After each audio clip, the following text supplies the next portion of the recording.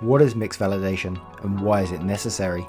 Validation is establishing documented evidence which provides a high degree of assurances that a specific process or equipment will consistently produce a product or result meeting its predetermined specifications and quality attributes. This video focuses on the process of dry mixing of powders as one of the steps in producing tablets. Validation can therefore be applied to the dry mixing process itself, as well as the overall manufacture of tablets. What are the benefits of validation? A successful validation of process and equipment provides a high degree of assurance that a consistent level of quality is maintained in each unit of the finished product from one batch to another.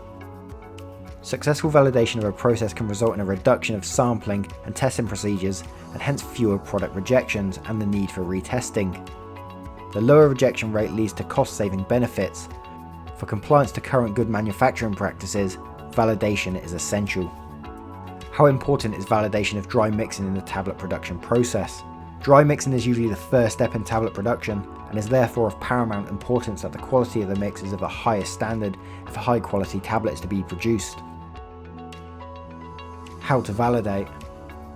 Once your mix has been made and you're ready to test, first place the mix into a mixer and start. Time your mixer. Every 10 minutes, stop your mixer, take out 10 mg of your mix and place into a small sterile container. Do this up to 1 hour, and these samples will be sent to a third-party validation specialist, which will test your mix.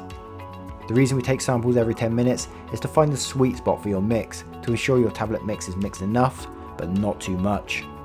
We suggest initially sending a sample from around the 30-minute mark into your test, and this will give you the middle ground to see which direction your mix needs to go in, either mixed less or mixed more.